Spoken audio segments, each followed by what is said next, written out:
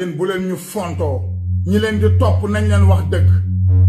xawma da ngeen di classante xawma da ngeen di waxtaan ci suuf di business ci kaw maa ngi xaar nag ba benn teg fi di ñëw fi saagam wala mu naan ma baara ñi dañuy fo même bu nekkee dañuy fo pour man c'est pas le moment da ngeen leen war a xamal carrément ne leen l'avenir du Sénégal dafa nekk en jeu Sénégal ci boppam mooy waaj a dem kaaw benn tànka ngi aduna bi ngi àllaaxira à tout moment Sénégal mën nañ ko suul Sénégal mën nañ ko fàtte wala yéen amu leen contexte bu baax wala amu leen contenu bu baax amu leen texte bu baax bu ngeen bind pour jox ko askan wi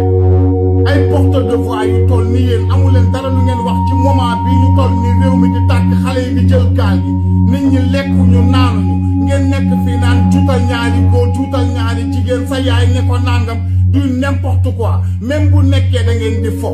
même bu nekkee da ngeen di fo pour man c'est pas le moment Sénégal a besoin d'autre chose bu ngeen amul lu ngeen bind ma bindal leen rab leen Macky mu jóge ci réew mi jàkkaarloo leen Macky carrément xamal ko ne ko dañoo bëgg immigré yi bu ñu ñëwee Sénégal ñu am carte de séjour ba nga bokk ci développement dëkk bi dañoo bëgg am ci passeport yu baax yi di voyager